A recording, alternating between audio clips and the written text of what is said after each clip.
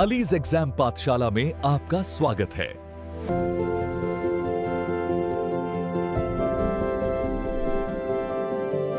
आज हम एक बहुत दिलचस्प सवाल के इर्द गिर्द घूमने वाले हैं।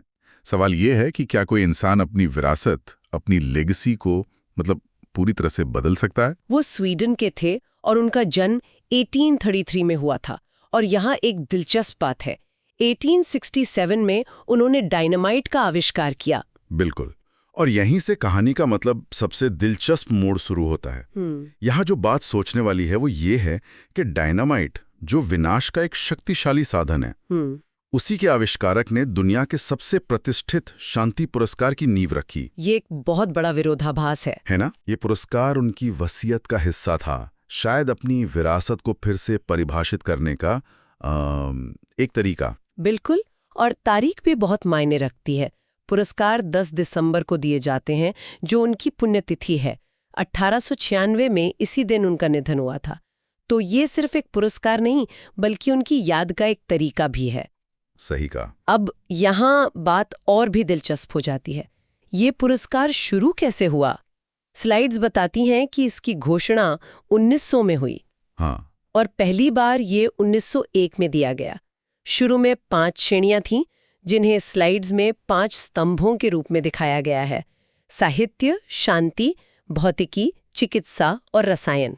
और ये 5 श्रेणियां अल्फ्रेड नोबल की अपनी रुचियों को दर्शाती हैं। ये सभी नोबल फाउंडेशन द्वारा वित्त पोषित हैं। अच्छा। लेकिन एक छठा स्तंभ भी है, जो थोड़ा अलग है।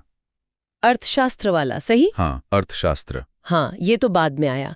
स्लाइड्स के अनुसार इसकी स्थापना 1968 में हुई और पहली बार 1969 में दिया गया। बिल्कुल। और इसे नोबल फाउंडेशन नहीं, बल्कि स्वीडन के केंद्रीय बैंक स्वेरिग्स रिक्सबैंक द्वारा वित्त पोषित किया जाता है। और ये एक बहुत महत्वपूर्ण अंतर है। अच्छा। हाँ, तकनीकी रूप से ये नोबेल पुरस्कार नहीं है।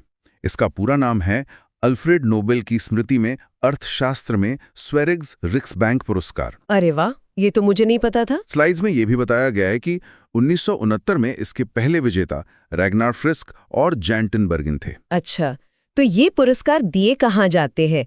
क्या सब एक ही जगह पर होता है?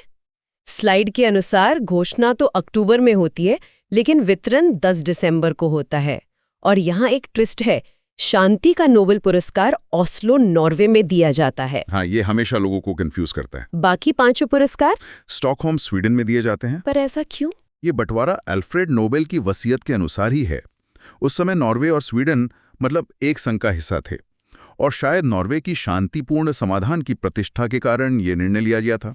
अच्छा, ये बात है। स्लाइड में इसे याद रखने की एक मजेदार ट्रिक भी है। हाँ, मैंने भी देखी। शांति = ऑस्लो। हाँ, ये काम करती है। तो इसका मतलब क्या है? क्या पुरस्कार जीतने के कुछ खास नियम है? एक नियम तो यह है कि किसी एक क्षेत्र में अधिकतम 3 लोग ही विजेता हो सकते हैं। हाँ, ये महत्वपूर्ण है। और एक बहुत ही महत्वपूर्ण नियम है मरणोपरांत पुरस्कारों से जुड़ा। 1974 से ये नियम बन गया कि किसी को भी मरणोपरांत पुरस्कार नहीं दिया जाएगा। ओह! इसका उद्देश्य जीवित लोगों के योगदान को सम्मानित करना है। लेकिन ये नियम हमेशा से नहीं था। स्लाइड्स में कुछ अपवादों का भी जिक्र है। बिल्कुल। 1931 में एरिक एक्सेल को, और 1961 में डैग हैमरसोल्ड को। हाँ, डैग हैमरसोल्ड को मरणोपरांत पुरस्कार दिया गया था। वो उस समय संयुक्त राष्ट्र के महासचिव थे, जो इसे और भी खास बनाता है। सही कहा। वो एक बहुत ही असाधारण केस था। अब कुछ विजेताओं पर नजर डालते हैं। स्लाइड्स के अनुसार रेड क्रॉस संस्था ने ये पुरस्कार सबसे ज्यादा 3 बार जीता है। 3 बार? 1917, 1944 और 1963 में। और यहाँ इन वर्षों का महत्व बहुत फैसिनेटिंग है। 1917 यानी प्रथम विश्व युद्ध के दौरान, 1944 द्वितीय विश्व युद्ध के दौरान, और फिर 1963। ये संघर्ष के समय में इस संगठन की महत्वपूर्ण मानवीय भूमिका को दर्शाता है। बिल्कुल। ये भी ध्यान रखना चाहिए कि रेड क्रॉस के संस्थापक हेनी डुनांट, वो खुद 1901 में पहले शांति पुरस्कार के सह विजेता थे। अरे वाह, ये तो पूरी कहानी जुड़ गई। और कुछ और तेज तथ्य भी है। सबसे युवा विजेता मलाला, सिर्फ 17 वर्ष की। हाँ। और सबसे बुजुर्ग विजेता गुड इनफ, 97 वर्ष की उम्र में। ये कमाल का है ना? मतलब ये दिखाता है कि महान उपलब्धियां जीवन के किसी भी पड़ाव पर हासिल की जा सकती हैं। सही कहा।